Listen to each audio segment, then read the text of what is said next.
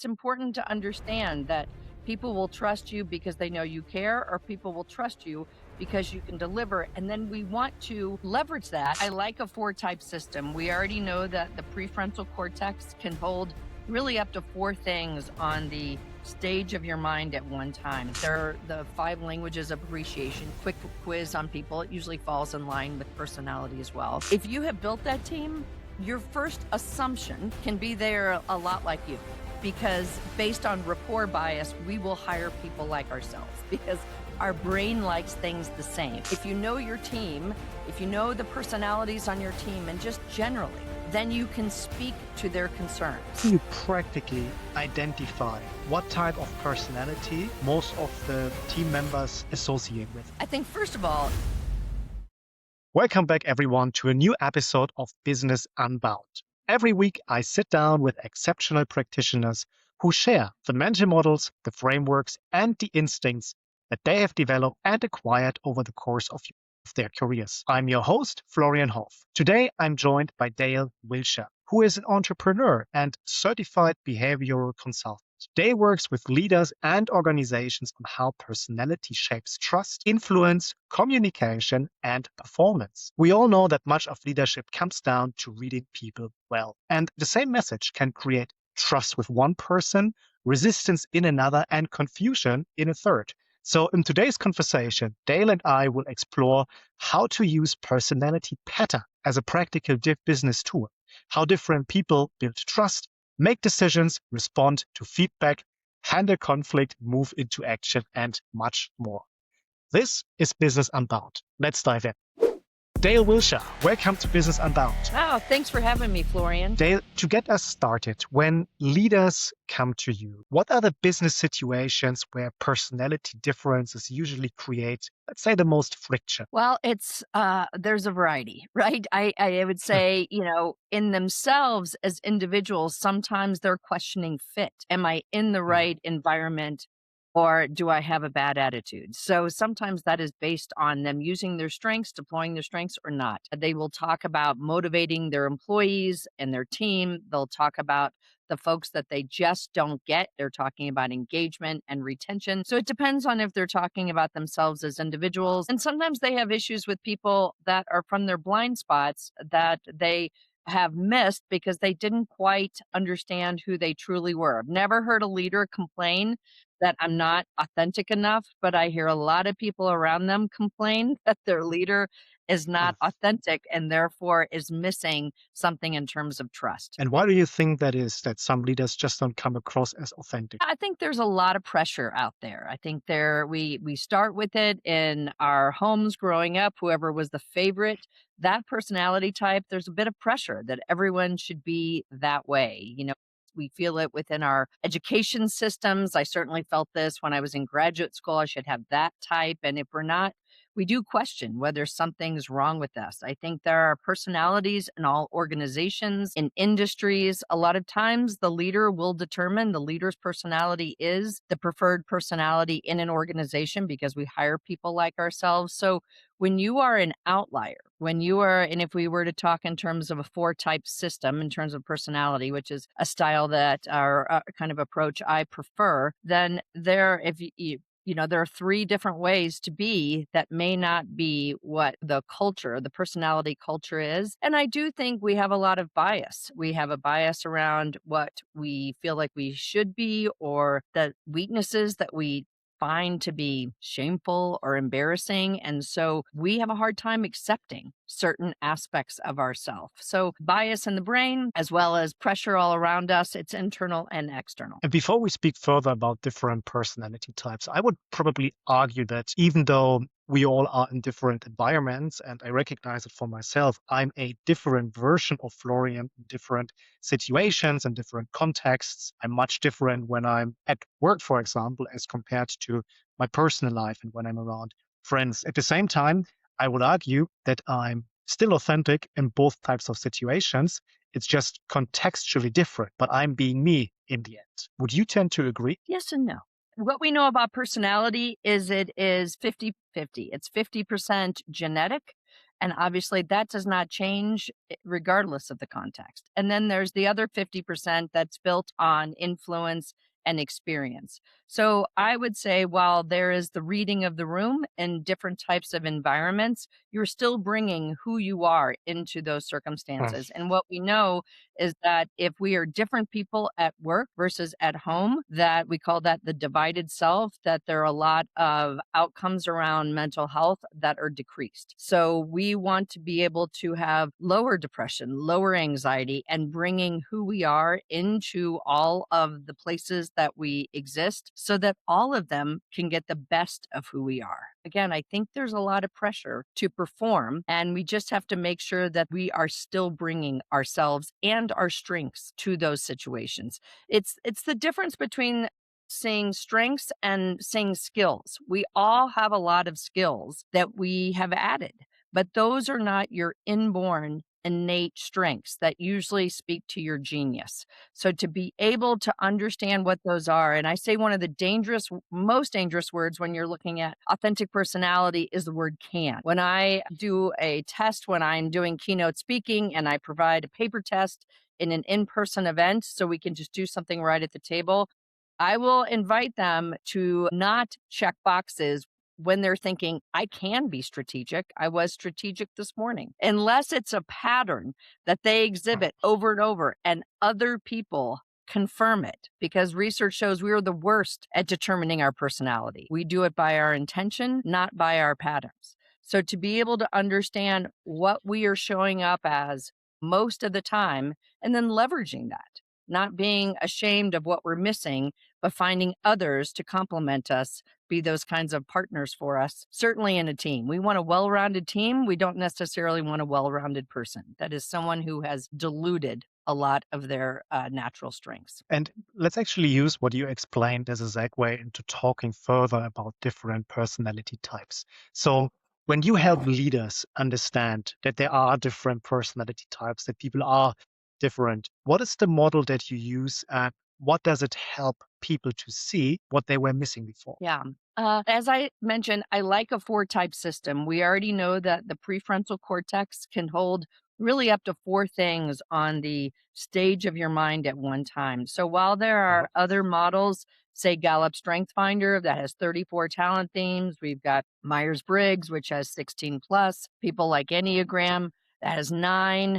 And then again, you've got blends within them. Once they get beyond four, it might be good for self development. It's very difficult to use it in terms of looking at patterns in other people. So I Mm. find a lot of genius in using a four type system, but then going deep within it. So I will typically use the disc. The disc has been around really since Hippocrates when he determined four types back in the 90s when Myers Briggs typology came around at the same time as when the disc was turned into kind of modern day psychology. We call it, he says, it was based on a book from the emotions of normal people because most psychology was abnormal. So this is Mhm. what are the patterns in whatever I'd like to consider myself normal and you and I in normal people that we can use. So we've got four types. In that case, there was never trademarked or patented as an idea. So it's in the public domain. So you'll see a lot of different people use it and be able to assess based on it. So you've got Ds who are dominant, very intense, very goal driven, very directive.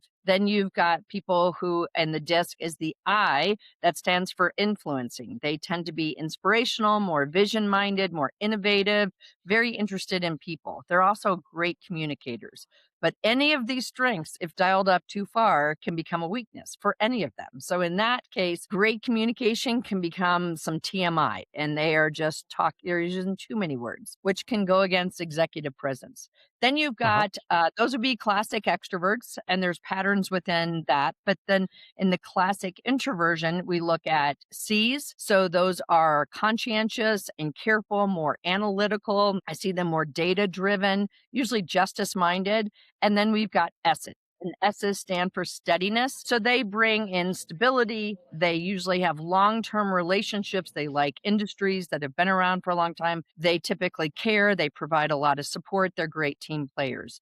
So we can have leadership within any of those four domains. We see a lot of leaders who are Ds because they are so dominant, but that doesn't mean if you're a leader, that first of all, that you are a D, it means that you're in a position that's asking you to lead, but it's important that we lead out of what our natural style is. Because again, that is part of our source of genius. What extent would you be aware if leaders of different personality types based on the DISC model have a better or worse impact on organizational performance? There's never been any data that's showed that certain personality types are affecting outcomes in that way, because what we know about human interaction is that the most charismatic leaders are able to be seen through a lens of, do you care? That's one of the questions that people are asking whenever we meet anyone, whether it's at work or at home or in some part of our personal lives. So do we care? And can we deliver? So Mhm. those who have so if we were to divide that 4-part system into 2 types, into 2 patterns, and we looked at priorities, two have the task priority. They are going to get stuff done. They are the ones that are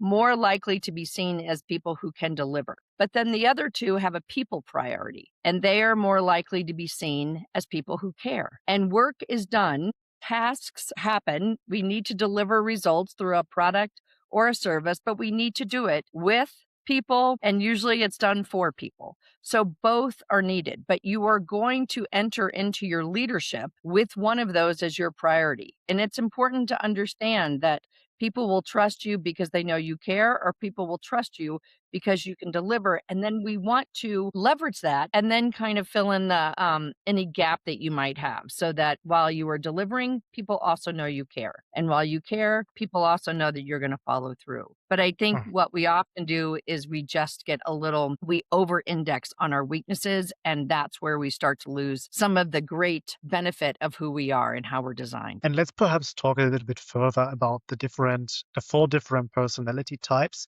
Perhaps one level more detailed. You explained at a high level what they are and how they can be characterized. Specifically in a business context, could you explain a little bit further what the strengths and weaknesses are of these 4 personality types? You bet.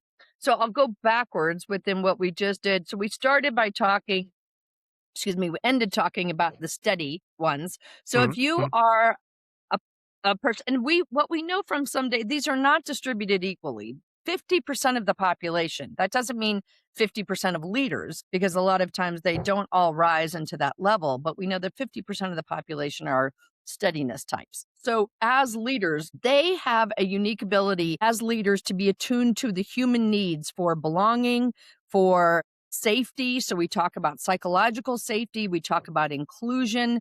They have just a knack for creating teams because they know how to develop consensus and they know how to show they care. So the people side of it, they typically stay very calm under pressure. So that with emotional contagion allows the rest of their team to stay calm, which allows us to stay in our prefrontal cortex. So we're not always triggered in an limbic state. So people perform better because of the calm of their leader. I will mhm, say that typically their weakness area, their danger zone, is they will tolerate bad behavior. So usually a strength mhm. in people, again, can become a weakness. So that's what we have to make sure that we're not tolerating because we care for people. In terms of the C, so that as a leader, they are careful and cautious and analytical. They are naturally attuned to needs for order and systems and structure. So they will always create that type of environment. So it lacks chaos. Yay. Who needs more chaos in what we do? So they're more methodical. They will bring more and require more data. So we'll know that things have been proven, tried and true. So as a leader, we know that they have a stronger moral authority. They are usually going to major on ethical types of considerations, and that will allow people to trust them. They usually have very high integrity and they have a sense of truth and justice that's important to them. So as leaders, they are attuned to that kind of need, which allows their people to trust them for that. I find that then if we go to the I, that was the social butterfly, inspiring, usually more visionary. So they're very in tune to the needs for energy in what we do at work. If we are looking for greater engagement, Eyes naturally know how to infuse that. Some of it is simply by modeling their own energy, but they know how to get people excited. They know how to help people remember how to enjoy what they do. If we don't enjoy it, we're going to lack meaning and eventually we're going to lose people as well. So they kind of make work fun. They also will connect you to the people that you need to know. They know the importance of those relationships. They're also, as I mentioned, visionary and innovative. So they are attuned to those needs and they're going to be leading a group that will be more pioneering. They will create room for those kinds of new ideas and new creativity. So I find that they're going to be pretty cohesive. They tend to be more personal as leaders. They know their people and their people know them. And then the one we see most commonly at higher levels of leadership, just because they aspire to that level, is the dominant one, the D. And they are attuned to needs for autonomy and agency and direction. They can get into a command and control kind of scenario, which does not empower their people. So that's part of what we want to be able to help them do, is to take the power that they feel and be able to empower others through things like delegation and be able to coach their people better. But they are naturally attuned to also protection. I find that is my main lead. And in the areas where I have a team, I find that I like to make sure that my people feel protected from outside influences so they can be brave and they can risk and they can try new solutions that others may say that's not how we do it around here. So there is this need for people to feel protected, to be courageous. They are naturally attuned to challenge because we know high performing teams have a mixture of support. Without support, you've got people who are just living in total stress and burnout. But then we also have a mix of support with challenge. Without challenge, you've got people in their comfort zones or people who are just apathetic. So we need a bit of both. But it is important to know where you're going to naturally be strong so that you can find the ways to bring the other parts so that people are at their highest level.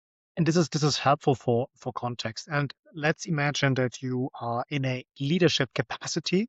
Perhaps you're leading a senior management team or any other different type of team setting. How can you practically identify what type of personality most of the team members associate with? Yes, great question, Florian. I think, first of all, if you have built that team, your first assumption can be they're a lot like you.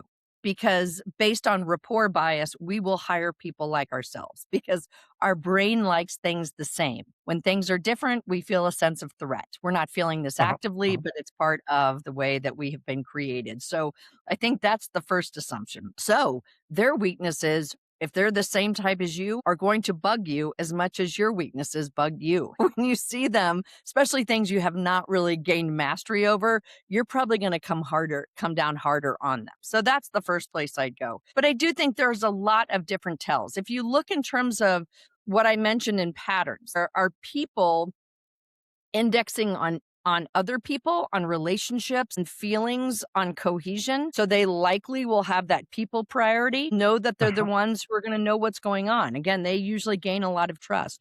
Or are they indexing on results, on outcomes? So that's a way to start seeing. So that kind of Mhm. pattern.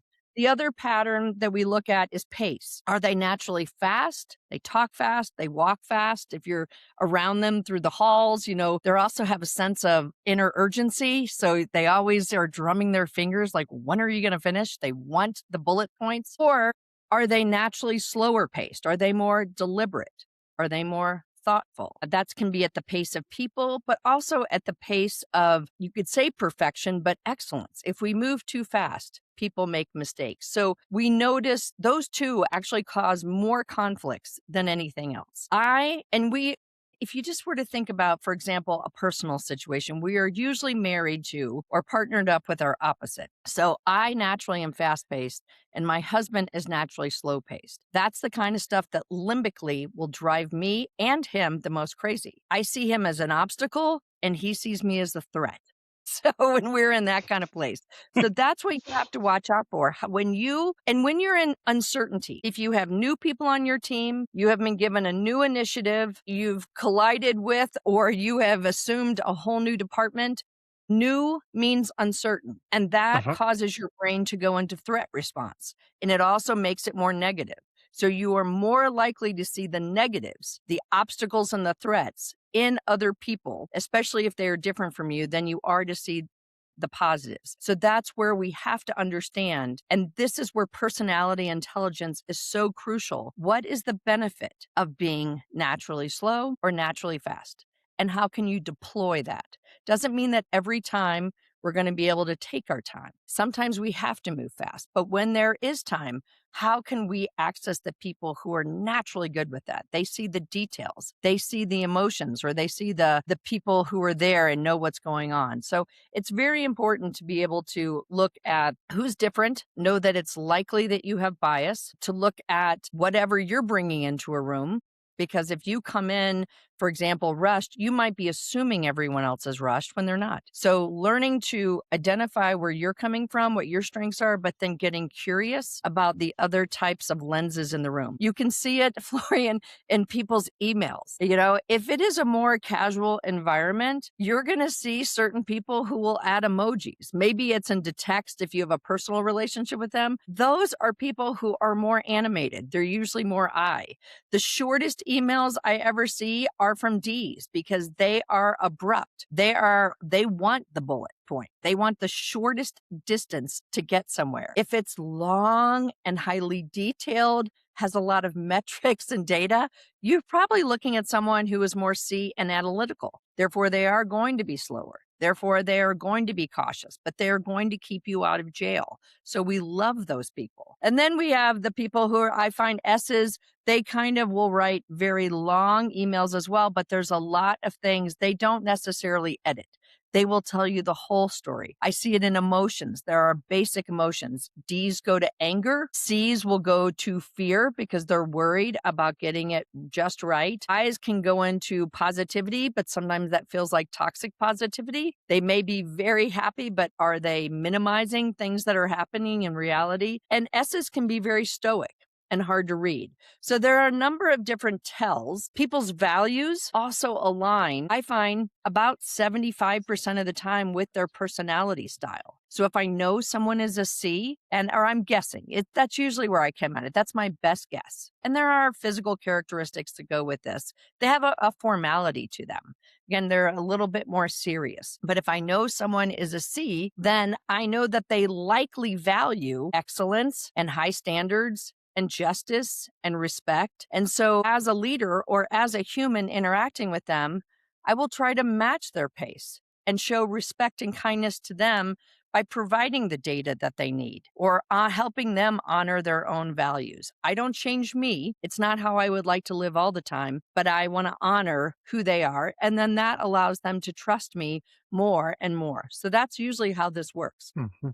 And let's take perhaps half a step back and think a little bit further about the why behind this. I mean, categorizing people in different buckets is great, but there has to be a deeper purpose, a why behind we are doing this. What's the benefit? And perhaps concretely speaking, imagine that a leader needs to win support for an important business idea from different stakeholders. How should this leader think differently depending on the personality type in front of them? How can they build trust and buy-in? Well, it's very important when we look at the reality of it. Personality intelligence is what does allow us, to be able to create that trust so that we can get buy-in. Even if people Uh-huh. don't necessarily, they're not 100%, but they trust you and they're willing to follow you, then obviously then we're going to get people on board. So we think about who's in the room. And if you know your team, if you know the personalities on your team and just generally, then you can speak to their concerns. If people are going to be concerned about the details of it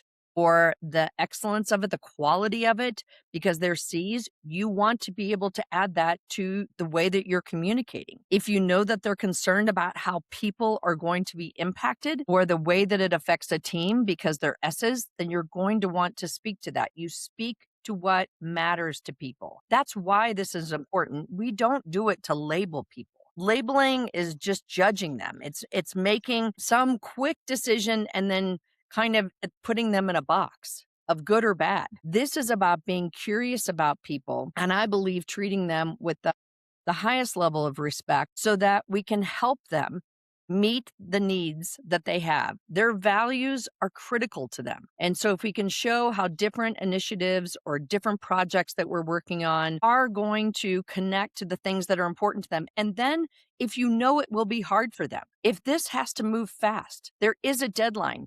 And you know that's going to be very difficult for the people who naturally pace a little bit slower, just honor that. This is going to be difficult for some of you, and whether they get called out or not, but to say how you're aware of that and how you're going to be able to maybe source it or be able to confirm things after the fact, or just acknowledging this is going to be hard for some of you. It's Mhm. going to be easy for the other ones. This is not where we're going to live forever. But there's also compatibility. If you have someone on your team that always moves very slowly and it's not a good fit because you are fast moving, it's constantly changing, then that may not be a compatible environment if they don't have room Mhm. to do what they do best. So I do think the why matters, and values are usually a huge part of why, but also deploying people's strengths. People need to be deploying their strengths at work. They don't just need to be doing a task. They need to be offering something in terms of their contribution, and usually offering what you have, what you do well. That increases engagement. We know that work from Gallup. One of the questions that you can ask your people, if you are trying to determine what their strengths are, because they're a little bit of a mystery, is you can say, what's the best day you've had at work in the last 3 months? Let them think, even give them time to prepare. And then ask, what strengths were you using during that time? So that's telling you what they enjoy being able to do. Those are things that you want to give them more opportunity to do. You could reverse it. What's been the worst day at work? Did it involve tasks? Did it involve people? And what can you do about that? But it's probably telling you, what strengths did you not get to use, or where did you feel like you had to perform that felt out of your depth? Where do we need to develop you? So I Mhm. think it does matter quite a bit. And since we work with people and for people, I think you can't excuse people in terms of the results that you want to bring. We will never have performance if we don't have people who are engaged. And I would like to take this actually one step further and one step deeper, if you will. And let's assume, concretely speaking, that you're in a client situation and you want to pitch a new project and you're trying to get support from your different stakeholders. And just for the sake of discussion, let's imagine there are four of them, one of each. What would each of these types need to hear or experience before they trust the idea?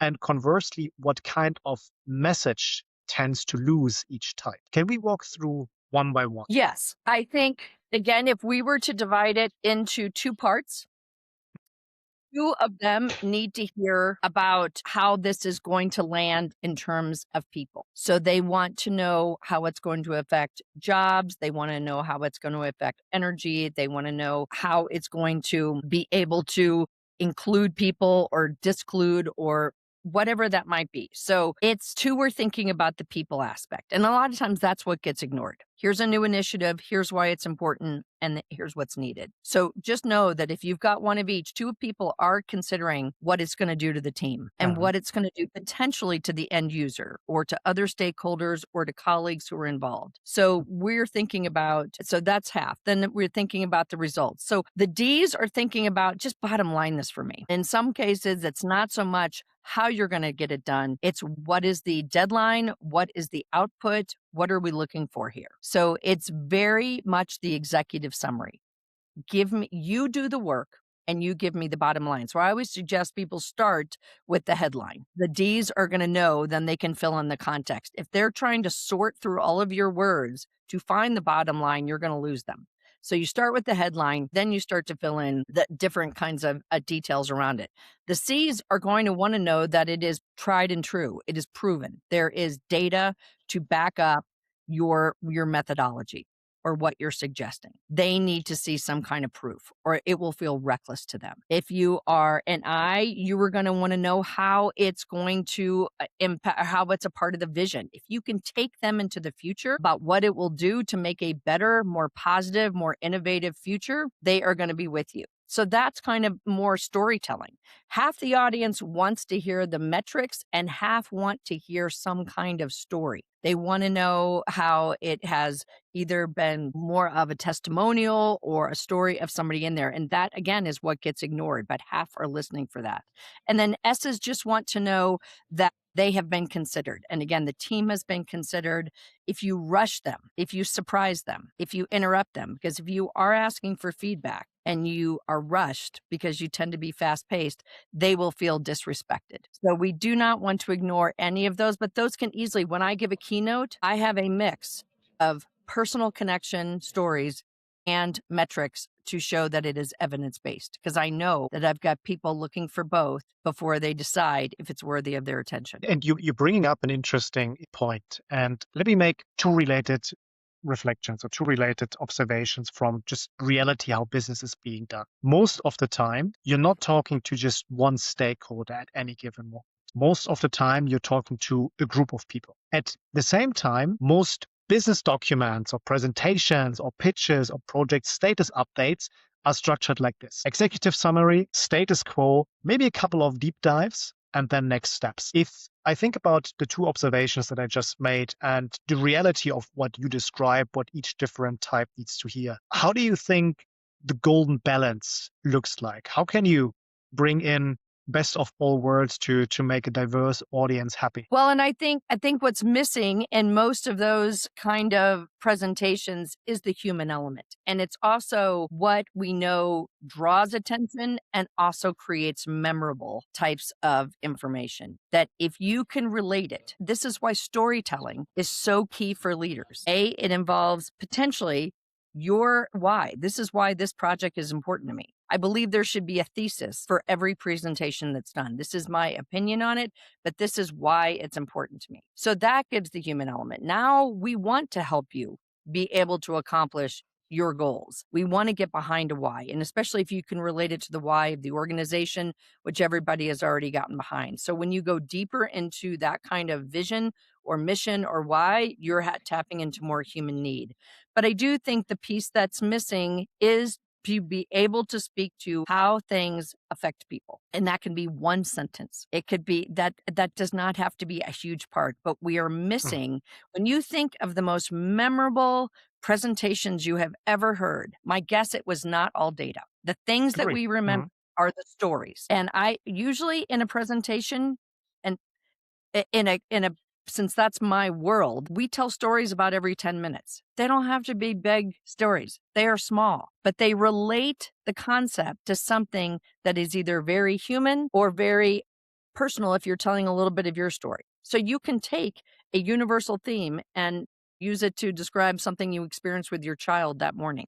But people will remember that. So it's finding those connections to be able to take data and make it human. And sometimes it's end user, but you may have to do more work. This is going to impact people's lives in this way. This is how we are still making a difference in the end user. When I show people how to mine for meaning, to find meaning in what they do, especially if it's very mundane, that is one of the questions is how will this make the end user's life better? And when you can remember that, it takes the grind out of what you do. So how can we relate things to something that's a bit either higher level or more human? I'm actually curious to learn from you if there, or if you could explain a few concrete examples, even one, where say you had someone that you were working with, they tried one approach, they may not have been super aware of different personality types. Then they came to you, you worked with them, they changed their approach and got a different outcome. Can you walk us through an example of as such and what happened? Yeah, I think of one leader that was actually struggling in her organization. And it actually started because she thought she was a D because she was the CEO, but she was struggling with an external stakeholder.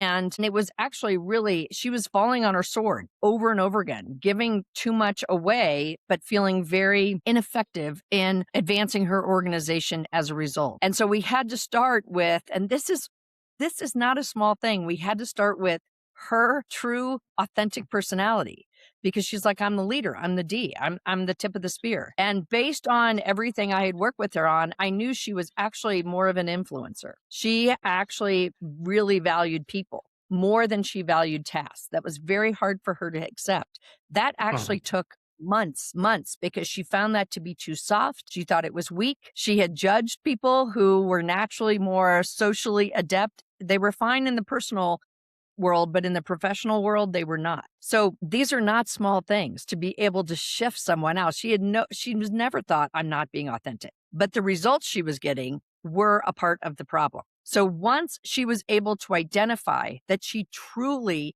valued people, and so this other stakeholder, that's where her Achilles heel was. Then she was able to move into more of a, how can I align with him? I'm not going to try to force this, but I am aware that this is something that is a weakness in me. That's how she had to start with it. So a person can create more trouble for her. So she started to look at, first of all, admitting that was her issue. And then she had to look at how she could start to connect, because that's what she did very well, with all the other people in his organization, because he was a tough nut. So she started to use her abilities in terms of influence and inspiration with the people around him so that they could start to influence what he was thinking about her. It just helped her to know that it also created a little bit of Teflon for her. Mhm. I do see this in female leaders. They are more affected by the negative feedback that they get. But being Oh, aware that what she wanted to do was connect with him, not just drive results, that she had to kind of give that up. They probably were not going to connect well. So she was able to connect with other people. It's not even like that. I can't say, I mean, she had to just move forward. She was able to use the power of influence with other people in the organization, but there were some things that she had to give up in hers. So it's not even, sometimes there's not the exact win that I would like to say there is. I'm working with a federal judge right now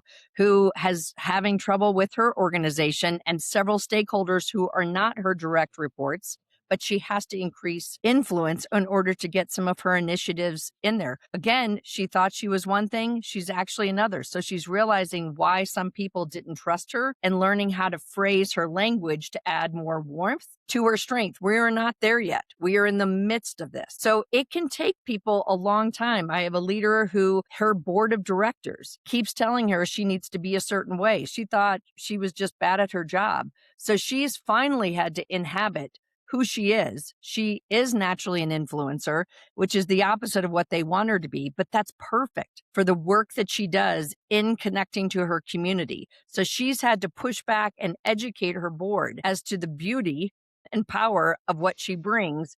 And she's had to put some Teflon up because she will never be everything they want her to be. They seem excited, but we don't know if they are going to keep her around. So we're also preparing her for some things outside of her community. Again, compatibility. This is one of those issues that people don't talk about a lot, but mhm.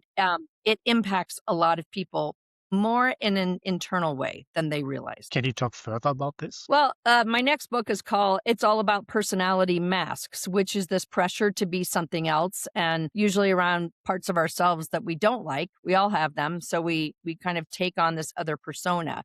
And it's not something that you're always aware of. I talked to somebody in a leadership group that I'm involved with, great guy, and he leads with an I. So he is a Mhm. big communicator. He talks and talks. And that's my minor. Talk a lot too, but he talked 98% of the time in a 90-minute meeting. And a week later, we went to this other leadership group together.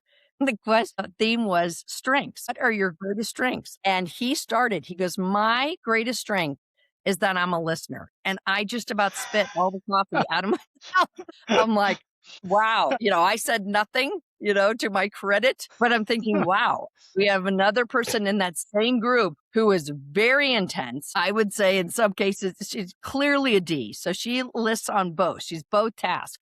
So she really drives through. She's not a great respecter of people. And all she talks about is how much her people love her. And I'm thinking, I'm not convinced of that because the rest of this group is not in love here. I've worked with people that until I see their disc report, I won't know it. I was working with one leader and we were going through it. She is on the introverted side. She is slower paced, very uh, careful and cautious. She does beautiful work. But when I said that you're an introvert as a part of the conversation, she goes, "Oh no, I'm not. I'm an extrovert." And I had to explain what those two types were and why they were a part of introversion. But she has some bias around the word introvert versus Mhm. extrovert, and so but you wouldn't know it until these things come out. But what happens is then we think we're alike, certain people. We miss what our weaknesses are. We will ignore feedback we get because we don't think it relates to us. So and it really messes with organizations as well. So there's a lot of downsides to this, but I see it a lot from the work I do. It's not always evident. And do I hear you correctly? When you're one type and your organization perhaps expects a different type, or that's just how the organization functions, by which it is motivated by means of the other people and your colleagues around you, does this basically create some cognitive dissonance, which makes either side unhappy in the Yeah, I think it makes one side unhappy. Usually the outlier is the most unhappy because they feel the Mhm. most unappreciated or unacknowledged or discluded. And they're usually seen as like the whistleblower when they're not welcome. They just keep adding in some kind of thought that nobody else has and wants to hear. But that's what will keep us from groupthink. If we want to hear what our clients and our customers, since they will come from all personality types, we need a variety of perspectives. There are different, as I mentioned, human needs that we are attending to, that we're aware of.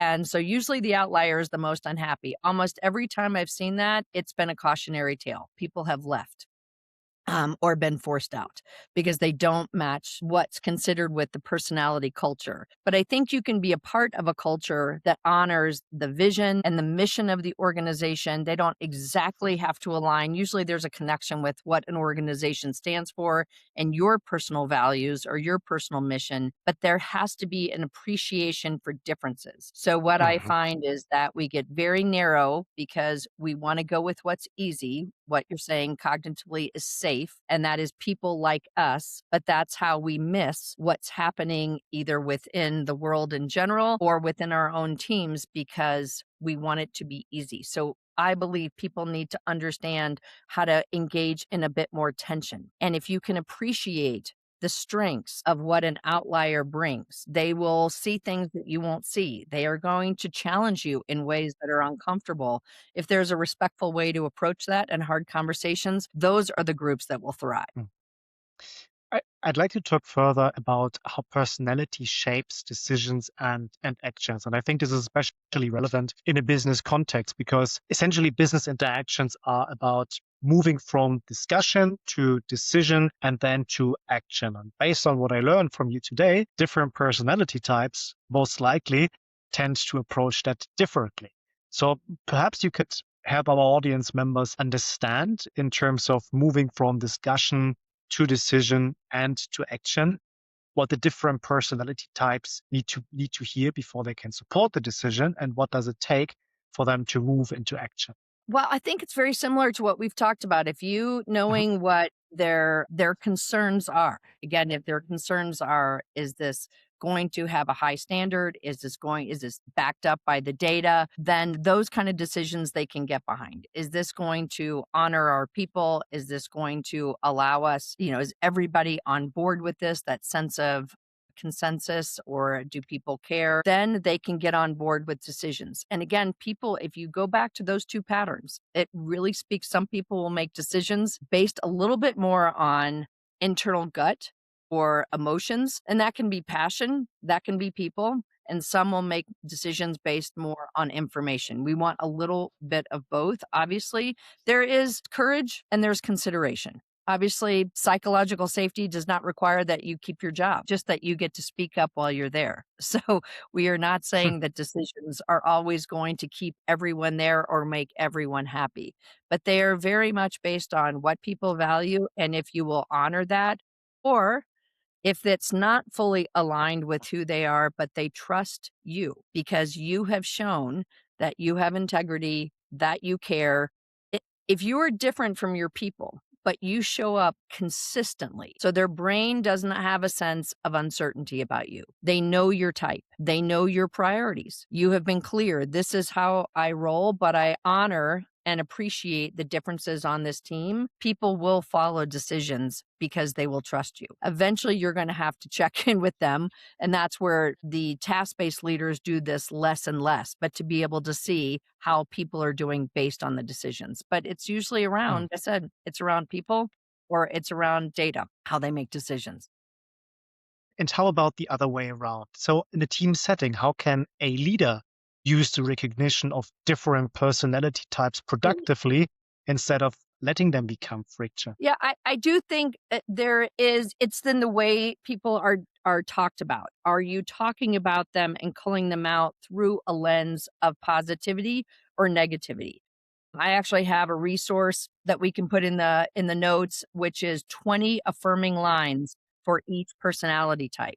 Because when Hmm. you are feeling negative towards someone, for example, if you are a culture that is very visionary, very innovative, so you likely are very I in that approach, then people who are more what you would consider negative or critical or they're ones who are picking at things, that is going to frustrate you. It will make you better, but they will frustrate you. So as a leader, to be able to call that out, especially in front of the team and honor them. Thank you for basically making us better. Thank you for your critical thinking on this. You have a critical eye, you have a critical mind to be able to see the justice and whatever it might be. If you can make those publicly positive, that is going to honor what you bring. A lot of times, again, we're seeing it as what you're doing to me, and it's not how I would do it. So we can talk about that negatively. So if a leader can speak in an affirming way, but then you had brought up that word appreciation. Uh-huh. Then we've got the languages of appreciation that there, those who are eyes, they like the public recognition. But, other people might have different ways of receiving recognition that feel more personal or more rewarding to them. C's tend to be more private. They like things written. I communicate more with my C clients through written and more formal means. And it says that I have been thoughtful with them. So, how are you approaching them based on who they are and honoring that? And you can just simply ask them as well. But there are the 5 languages of appreciation. If you don't know that book, it's a great book to get. Quick quiz on people. It usually falls in line with personality as well. But then, how are you speaking about people's strengths? And are you speaking about them in a positive way? There's another dimension that I think we haven't talked about yet. And well, in my own experience, people are often easiest to work with when, well, things are calm. And the harder test probably is when there's pressure. And I'm wondering in my mind, what happens to these personality patterns that you describe when the stakes rise, when there's pressure, when conflict appears, or feedback becomes difficult? Yes, and they do differ. In fact, that can be a tell, but it also can be an anticipation. If you know that someone under stress is likely to go to this place that I'll describe in a moment, then you are more managed when dealing with them. You are not Mhm. constantly surprised because it's not the way you would deal with it. So if you are dealing with an S, so whether this is you or whether this is one of your people, under great pressure, they are likely to blend in. They become chameleons. They say, "How can I help?" And they will set all of their opinions aside just to be able to kind of go below the radar. That's usually what happens. That doesn't mean they're going to be happy and it's not sustainable.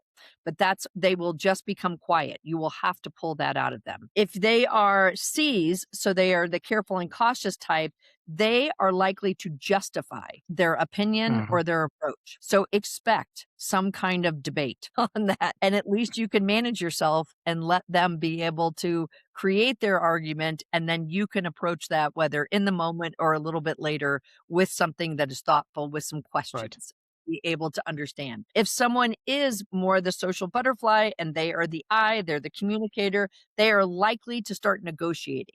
They are the most persuasive people on the planet. So they're going to try to get you to agree with them, but they will give some things away. They go into high level negotiation. They're quite good at it, but they can seem a little like sneaky because you're like, I think they're negotiating with me on this. They're not holding a line.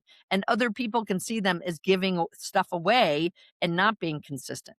But then the D's, when they feel the dominant ones, when they feel it, they basically just go to control.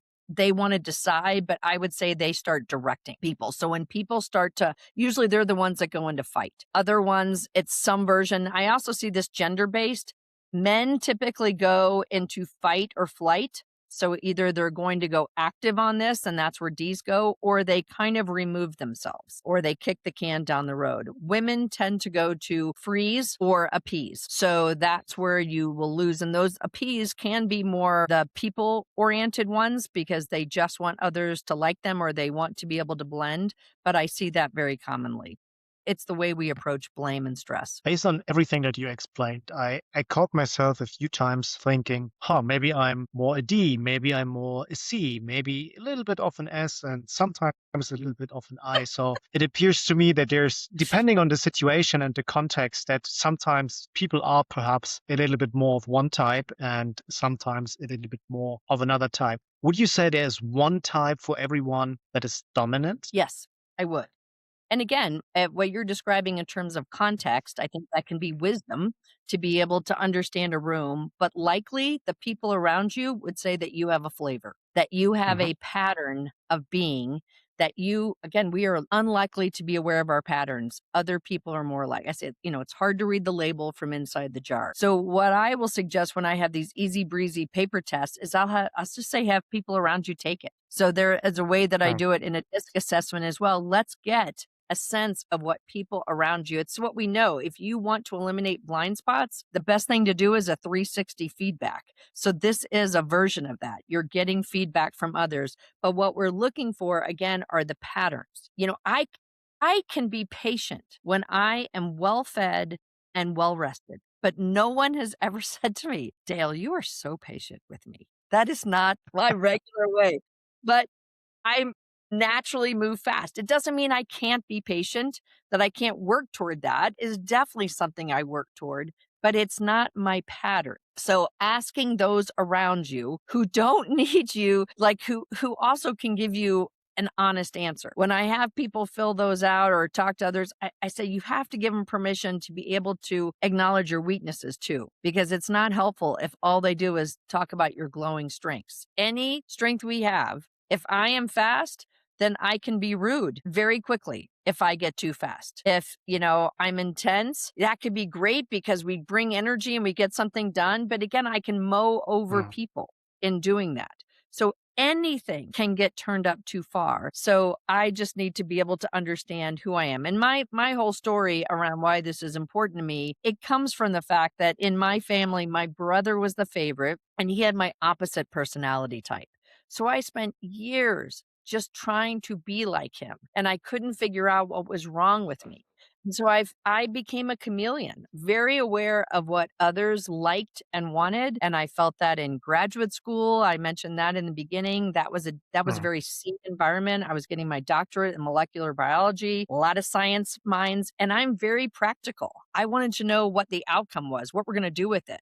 And that was not really something that was needed in that environment, and so it was not really honored. And so there are all these different places. Again, you're probably gonna partner up with your opposite, and if you think you should be exactly like them, that's not what attraction's based on. So we need to understand who we are, and then I say we need to know ourselves. It sounds very remedial, but we need to know who we are. We do need to like who we are, and that can be the biggest hurdle because we're so aware of our weaknesses. But if you get rid of your weaknesses, usually you're throwing out your strengths with them. So we want to plug the holes in your boat, but we don't want to get rid of them. They're based on something that's usually part of your genius.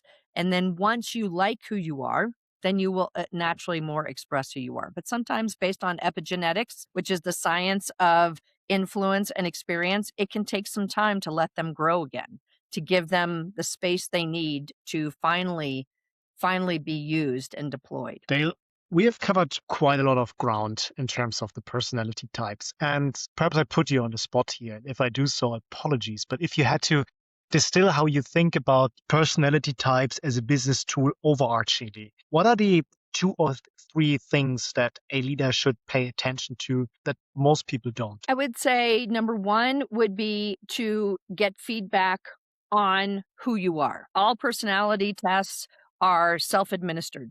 So we can make them be whatever we want to.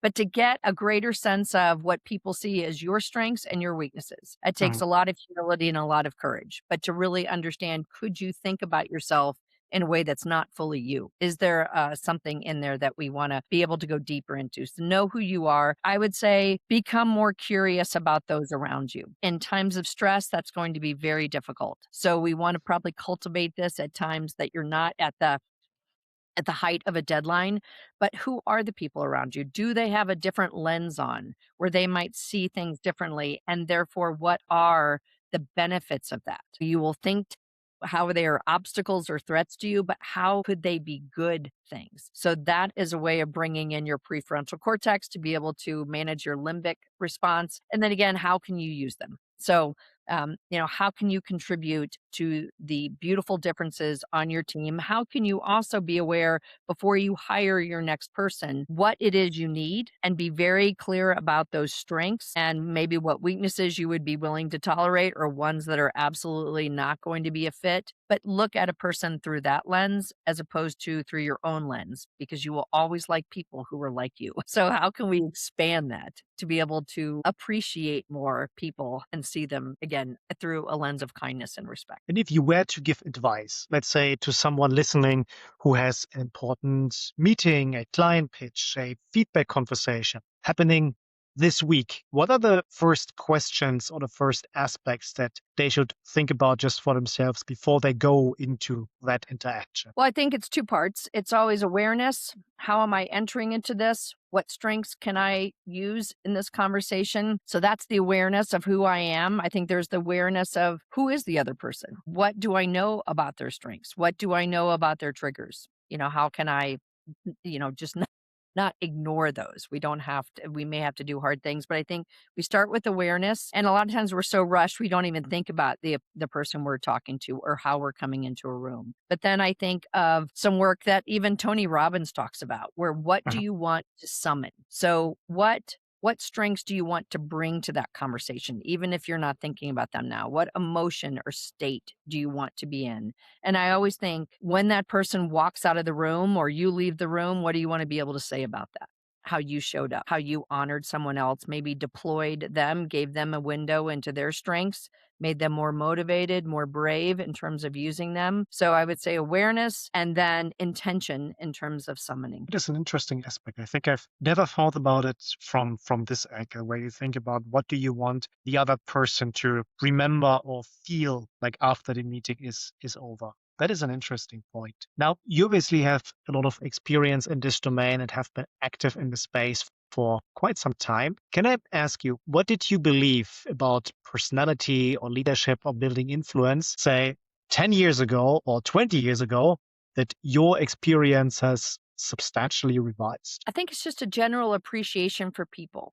I have to Mhm. say, if I go back even just a little bit further than that, we are complex creatures. I mean, for some people, this is too narrow to put people in a box of four. And by the way, I think you would ask this, most of us have a major and a minor in terms of what healthy blends are. There are incompatible blends, but there are compatible ones. So that's what we see. We may have aspects of all four, but we usually have a flavor that's a major and a Yeah. minor. But I mean, in my family growing up, what I have realized is that differences were seen as disobedience. So for Wow. some people, if you're different, it's seen as disrespect, or it's just, again, it's an obstacle to what they want to be. So I think understanding that and realizing that, I think has been very humbling for me to know that it is not easy to accept differences in other people. This is what all of diversity stuff is around, and implicit bias and all that. But when I can see what people bring that is good, I think I am better. I am better at helping them reach their potential as their coach. I am better at appreciating who they are and treating them with respect. So I think for such a simple concept that we've been doing for a long time, it does have some great outcomes. And I think it makes me better. Then let's start wrapping up our conversation for today. We have a closing tradition on this podcast, and I'd like to ask you, what are you genuinely curious about right now that has nothing to do with your professional domain Curious about. or engaged in? I am curious about my nervous system. Truly.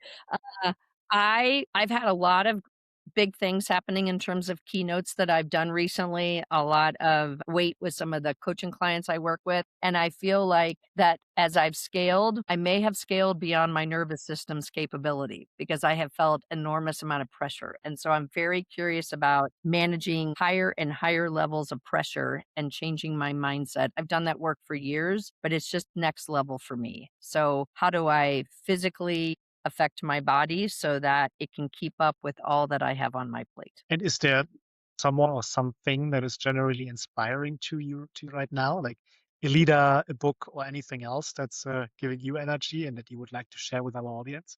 I am inspired by courage every single Hmm. time. I see it. I'm a faculty member for a coaching institute. So I train emerging coaches on the skills of coaching. And we just had a call yesterday where I was running a practicum. And it was actually one of the coaches in the class who had to be the client. And in this environment where everybody's trying to, keep up appearances and show competency, she shared some very personal, very tender, vulnerable parts of her life. And I just thought it was the most courageous thing. And so I become more courageous when I see courage. That is very And I think powerful. how we all get better. I just will not live in a comfort zone. I will always keep pushing so that we can all be better. If our audience members remember one thing from our conversation, one insight, one way of thinking differently, one action they should take, be it being more courageous, what would you want this to be? Well, I mean, if we go back to the theme of what we've been kind of talking about, I mean, it could be know yourself, which is Mhm. not a small thing. It's a short, it's two words, but it's not a small thing. Know yourself, and that can be very courageous to hear some things you may not want to hear. Learn to really like who you are, weaknesses and all, that level of acceptance. And to me, it is very brave to risk expressing who you are, especially parts that you may have kind of kept under wraps or just being limited, not being everything to everyone, being limited. That's very courageous. But I say that you are uniquely designed for an ultimate impact. So we have to get narrow in order to make that. Dale Wilsher, thank you very much for this conversation. Thank you, Florian. It was a pleasure to be here.